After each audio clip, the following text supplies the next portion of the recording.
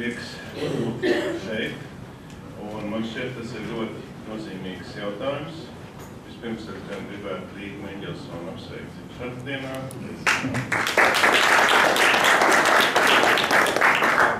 Kāds pie manis griezās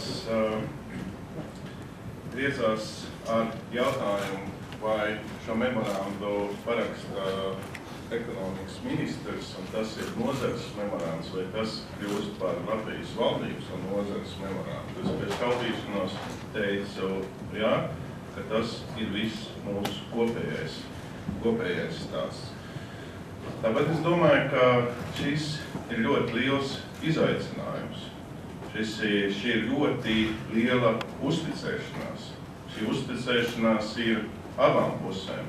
Šī uzticēšanās ir tam, ka nozare kļūs par vistiešāko palīgu arī valdībai, par to, ka valdība uzticās, ka nozare var dot ieguldījumu paši regulējot arī šo sistēmu, kur ir ļoti tomēr arī līdz šim bijuši daudz trūkumi, jo kāda būtu alternatīva? Alternatīva, acīm redzot, būtu no valdības puses kontroles pastiprināšana, būtu jauna likumdošana, būtu jauna, es varētu teikt, vienu vārdu neuzticēšanās.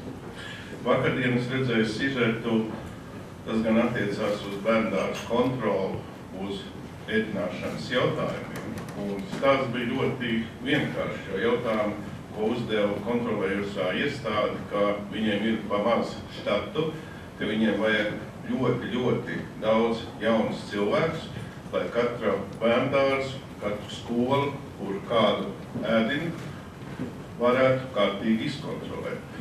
Tas pats ceļš būtu bijis alternatīvais ceļš, ko varbūt iespējams varētu piedāvāt kāds valdībā.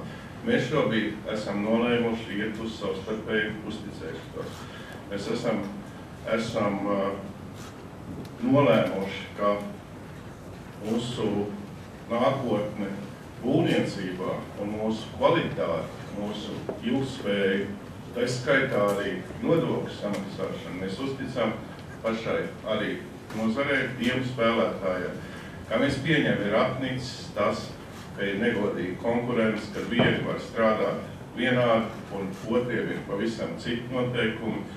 Tāpēc šodien tā ir būvniecības apņemšanās nozares, un mūsu apņemšanās ir, ja tā arī viss notiek, tad valdība ir sadarbības partneris, nevis kontrolētājs, kas centīsies aizvien jaunus likumus pieņemt. Es gribētu visiem novēlēt,